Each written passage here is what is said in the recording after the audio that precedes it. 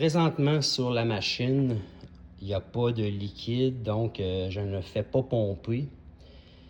Mais je peux vous montrer quand même les fonctions.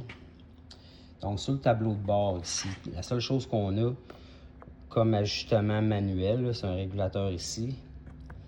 On en parlera plus quand on sera ensemble. Donc quand on va travailler avec la machine, si on veut commencer une application, on va faire Start. Là, ça ne partira pas parce qu'on n'a pas de pression dedans. Quand on veut le mettre en recirculation, même chose, on va faire recirculation.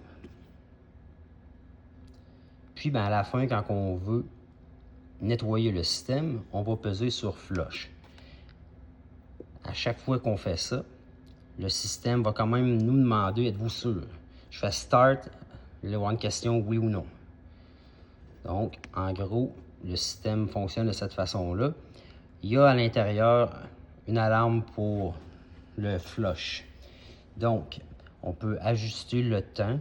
On peut dire que si ça fait plus qu'une minute que la pompe n'a pas travaillé, peu importe la raison, il va y avoir une alarme qui va sonner et dire « Hey, c'est le temps de venir flusher ». Quand on flush, la seule chose qu'on aura à faire, flush, puis ça va faire air, acétone et air. Puis ça va arrêter tout seul après. Ensuite, comme je disais, la recirculation.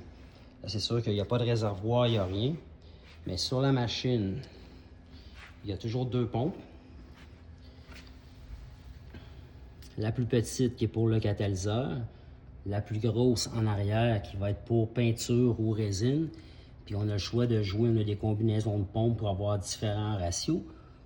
C'est pour cette raison-là que sur le bras d'ajustement de ratio, il y a différentes échelles, tout dépendant de la combinaison. Pour jouer avec le ratio, on tourne la manivelle. Donc, la pompe se déplace. Ça va venir changer la course de la pompe. C'est de cette façon-là qu'on va être en mesure de contrôler les ratios. Quand on est en recirculation, on a les deux tuyaux de retour qui sont ici.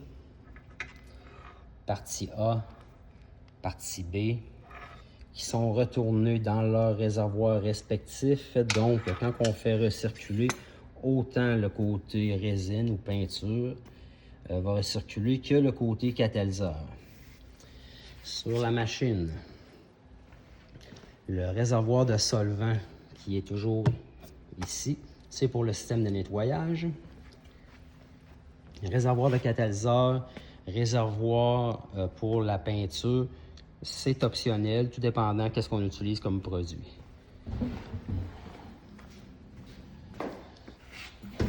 Le produit vient se faire recirculer dans le bloc qui est ici.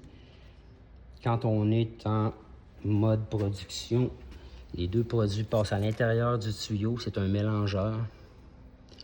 Puis, il y aura un tuyau de connecté qui va s'en aller jusqu'au pistolet.